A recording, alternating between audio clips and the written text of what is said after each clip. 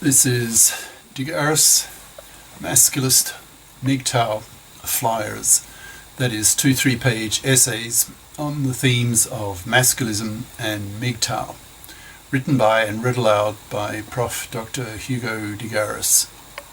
This is flyer number 269, entitled Big John, in brackets, X, MGTOW is freedom, goes Masculist. Description. This flyer notes that it looks as though Big John of MGTOW is freedom channel fame has turned masculist, which opens up the possibility of creating a masculist movement with real political teeth by combining masculist anger with the threat of manlessness and babylessness against women imposed by the MGTOW boycott of women and paternity, a winning combination. Flyer itself.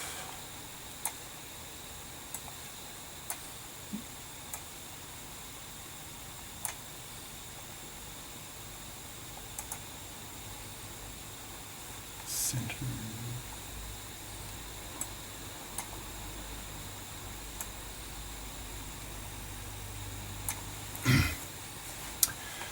Big John, in brackets, X, MGTOW is freedom, goes Masculist, by Prof. Dr. Hugo de Garis. Email, profhugodegaris@yahoo.com. Website, profhugodegaris.wordpress.com. I'll loosen my belt a little. Recently, Coach Eli, that's Eli, interviewed Big John, formerly of MGTOW is freedom, before his channel was deleted by the Jewish censors at YouTube. It was a 2-hour interview split into 3 parts, whose links are, and you'll have to go to the actual text of this flyer to get the 3 links that you can click on and watch 2 hours interview of Big John. What is so striking to me as a masculist is that Big John sounds very much as though he too is now thinking along masculist lines, but that is for you to judge by listening to the above interview. I have put up hundreds of links to my Masculist MGTOW flyers onto Big John's YouTube channel videos over the past half year, hoping to convert him to angry masculism. I don't know whether I have influenced him consciously or unconsciously, or whether he has come largely to the same conclusions about the need for an angry masculist approach to men's lib, or perhaps a bit of both, ? Whichever it is, Big John is definitely turning towards the political side of men's lib, and that opens up new perspectives, because Big John is one of the biggies, that is, a prominent, influential MGTOW, whose opinions have weight and impact due to his age, nearly 50, his maturity, and his bitter experience of being divorce-raped by the hated fluffy feminazis in the US divorce court system that he passed on to his many MGTOW viewers until the Jewish feminazi censors at YouTube deleted his channel because he was too much of a threat to the feminazis. In brackets, JewTube is CEO'd by a Jewish feminazi. So if Big John goes fully masculist, that is, he adopts an angry masculist approach to men's lib in his actions and philosophy, then with a few more like him joining the masculist ranks, an angry masculist movement can be formed in the US that can then spread across the world with the aim of liberating men from the traditional man-slave role, from the predations of feminazism, from the oppressions of the gender laws that are so biased against men that need to be removed.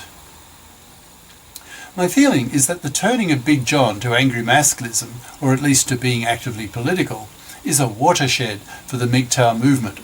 I've always been sharply critical of the MGTOW movement for its lack of political commitment, its lack of solidarity with the gender plight of other men, its impotence in the face of the feminazi onslaught, and its lack of political vision. For example, I've given up on Sandman, who doesn't have a political bone in his body.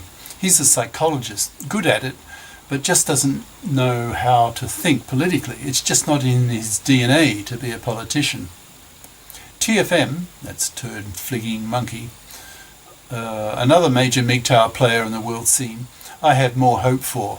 My feeling is that TFM would like to see the gender laws men fared, but is extremely cynical that it is possible due to his 51% female voter argument, which goes as follows. Quote, women are 51% of the voters and vote more than men.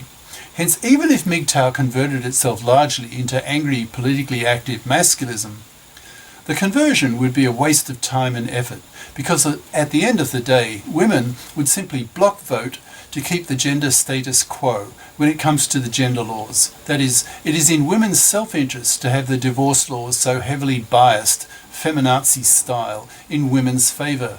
For example, getting custody of the kids with a 90% probability, getting her ex-husband's house, half his possessions, getting child payments, and often, if the ex-wife is a real fluffy parasite, lifelong alimony, so that she continues to parasite him off him after the divorce, the way she did before the divorce, and with no moral or legal obligation on her to get off her fat parasitic ass and fip up. That is, become a financially independent person by getting a career-competent education and getting a job. When women divorce, with their 10% smaller brains and more childlike minds, they often become very vindictive and are out to financially massacre their ex-husbands, even having divorce parties to celebrate their destruction of the lives of their ex-husbands. One married father in four, roughly, gets financially massacred this way by the fluffy feminist hypocrite-dominated divorce courts, committing a major crime against men that has to stop. Otherwise, men will go MGTOW in ever larger numbers and the population gets wiped out. This fluffy feminazi financial massacring in the divorce courts has to stop, in capitals. So how to overcome TFM's 51% female voter argument?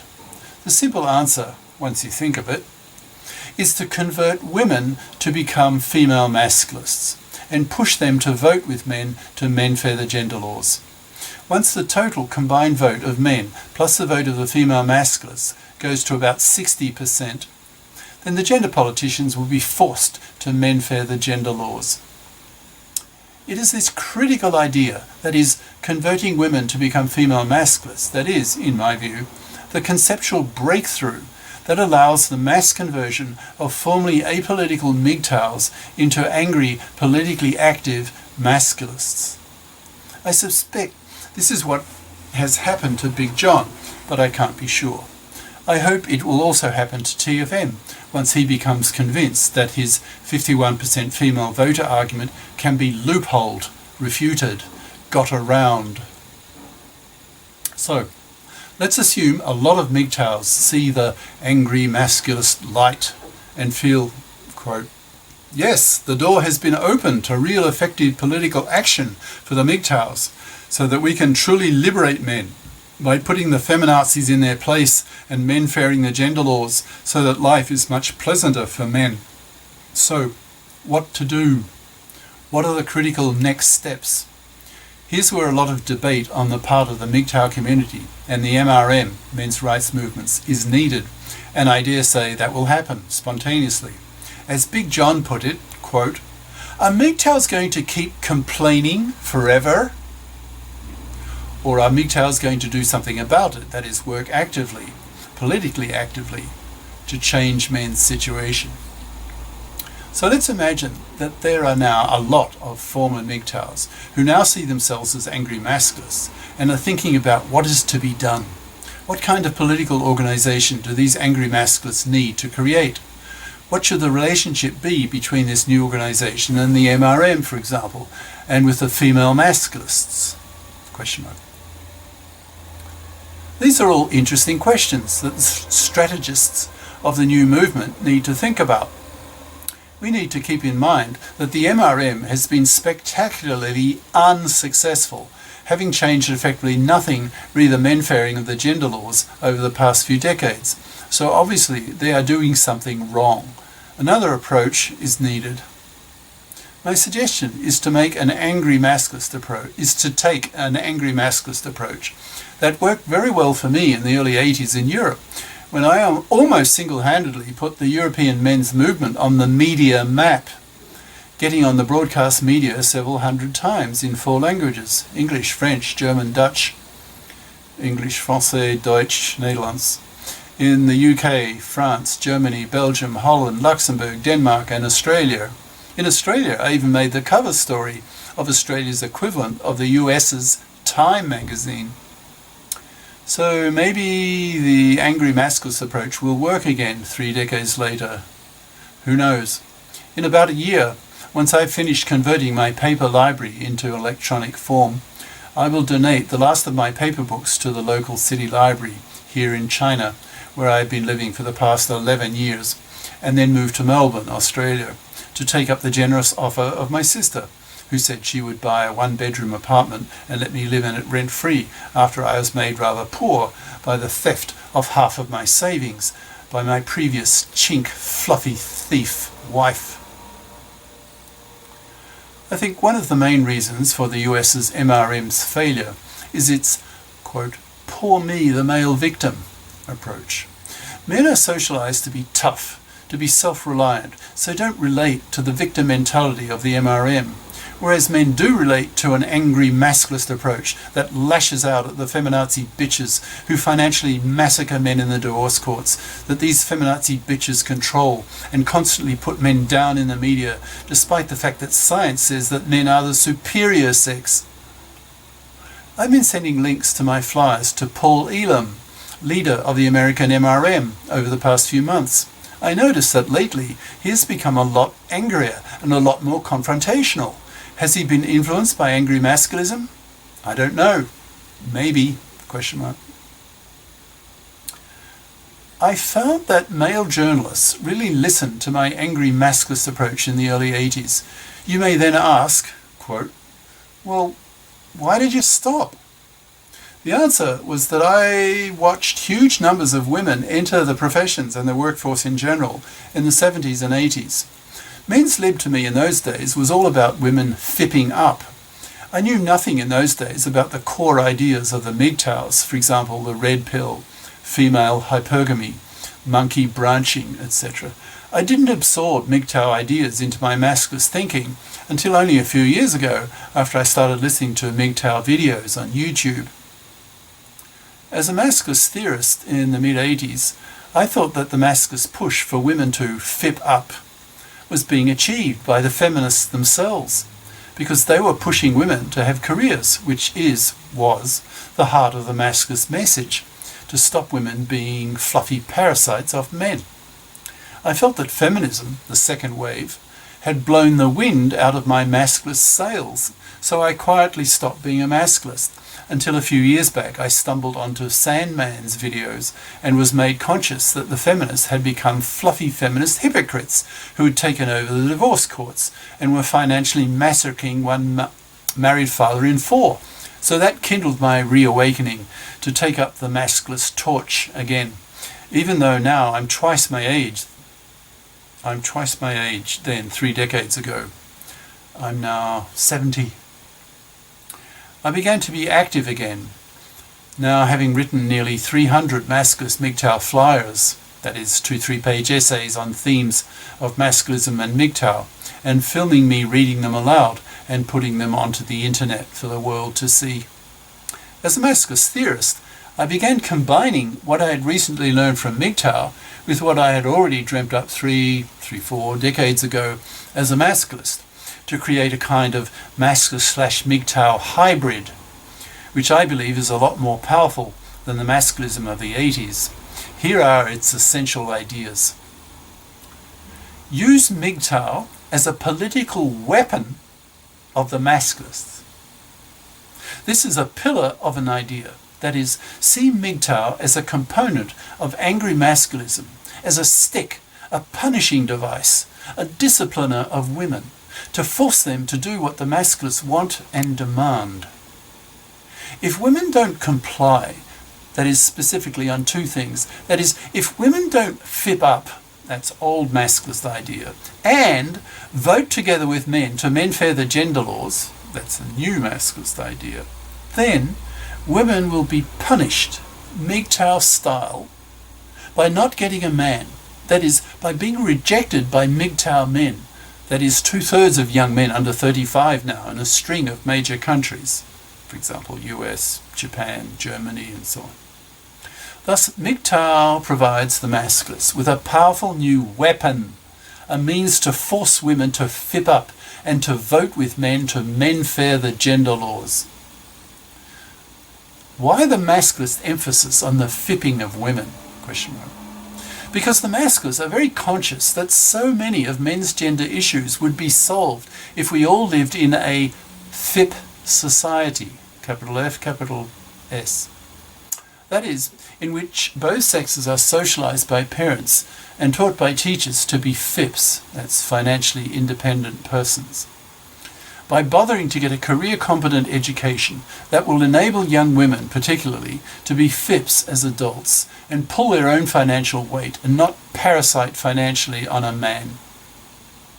In a FIP society, divorce laws could be made men fair much more easily. Alimony could be thrown out. Custody of kids could be joint by default. The owners of the house get to keep it. The paternity rejection right could be legislated, which would force all women to be FIPs, to grow up, to become responsible adults. The fipping of women was an essential masculist idea from 4 decades ago, when second-wave feminism was just getting off the ground. The fluffy feminist hypocrites who want equal rights with men, but reject equal obligations with men by bothering to get a career-competent education, so that they fip up and become financially responsible adults, have made the divorce court so toxic for men that young men have largely rejected marriage and fatherhood. This MGTOW rejection of women and paternity has given the masculists a powerful new political tool to force women to fip up and to vote with men to mend fair the gender laws. Otherwise, the MGTOW strategy of depriving women of men, penises and babies will continue. The MGTOW big gun against women is to deprive women of babies. Women are all about having babies. That is their raison d'etre, their primary purpose in life. It is what they evolved for. It is deeply embedded in their DNA. So when push comes to shove, that is when the MGTOW refuse to have anything to do with fluffy feminist bitches by avoiding them like the plague, then these women will have to start asking themselves a tough question. Quote, that is, feminazi bitch, I can see that I'm being forced by the MGTOW/masculists to choose between giving up my privileges in the divorce courts that my feminist sisters gave me in the 70s, or having a baby and having a man help me with paying for it. I prefer to have a baby and hence be forced to give up my divorce court privileges and will vote together with men to mend fair the gender laws. I have no choice about this. These MGTOW/masculists have me over a barrel.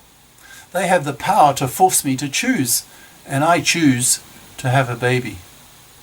End quote. We masculists, using the MGTOW threat of babylessness, manlessness, sexlessness as a weapon against women, have a winning strategy here, one that those MGTOWs who have been recently converted to masculism can really spread to the masses. It's an effective political approach to achieving success in achieving the goals of the masculists, that is, to liberate men, to create a FIP society where men are not treated as man-slaves to fluffy parasites. So more concretely, given the above assumptions and strategies, how to go about implementing the above ideas in practice? The first step is, of course, to convert lots of MGTOWs to become angry masculists, then to approach the broadcast media, to spread these ideas to the masses, the millions, the billions, then to set up a masculist/MGTOW group in every high school where the real fluffy crapper damage is done. That is, 3/4 of young women at age 16 choose to study fluffy crap That is, the soft option, the intellectually easy, intellectually lazy majors that are memory-based, not analytically based, such as math and the sciences. So these fluffy crappers then are forced to study more fluffy crap at university because they are denied access to the STEM, science, tech, engineering, math fields and the professions because they studied fluffy crap at high school. These fluffy crappers then end up with fluffy crap diplomas, which will make them fluffies in their 30s when their biological clocks really start ticking, but cannot afford to pay for an apartment to raise their kids in by themselves. So then start looking around for some gullible manslave to sexploit, to have him pay for it, so she can live off his labour like a true fluffy parasite, the enemy of the Masculists, who treat such women as immoral, parasitic, manslaving vermin to be wiped out, not by killing them, but simply forcing them to rot on the shelf by being totally ignored by men, treated as vermin to be exterminated, in this case, slowly, shunned by men and by society. Men's lib groups need to be set up on every campus, and men's studies courses need to be taught at universities as well. Books on masculism and MGTOW need to be written, lots of them.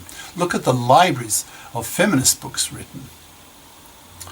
Then the angry masculists, politically active MGTOWs, need to set up a powerful national organisation called NOM, National Organisation for Men, equivalent to Women's NOW, NOW, National Organisation for Women, which was set up by Betty Friedan, or Friedan, and her cronies in the 60s and 70s. In brackets, Betty Friedan, or Friedan, whom I talked with in Copenhagen for the Mid-Decade Women's Conference in 1980, was the Jewish journalist whose book, The Feminine Mystique, launched the second wave of the feminist movement in the 60s, in which she exposed a malaise felt by upper-middle-class women, utterly bored by the soullessness of the housewife role, who wanted to have careers, given that the contraceptive pill made it practical. With the powerful NOM, N-O-M, the Masculists can do what the feminists within NOW did, that is, change laws, that is, the gender laws, in favour of women. But with NOM, N-O-M, we will menfare the gender laws to create a FIP society. In closing, I would like to say that we are men. We are the superior sex. Women cannot compete with us at the top end of the performance scale. Men are smarter than women by an average IQ superiority of about 4 IQ points.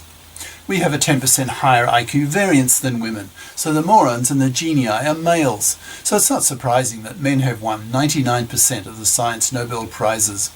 We men have much higher testosterone levels, so men are much more aggressive, more ambitious, more dogged, more persistent than wishy-washy females who give up more easily. So we men achieve far more, dominating the entries in the Who's Who books.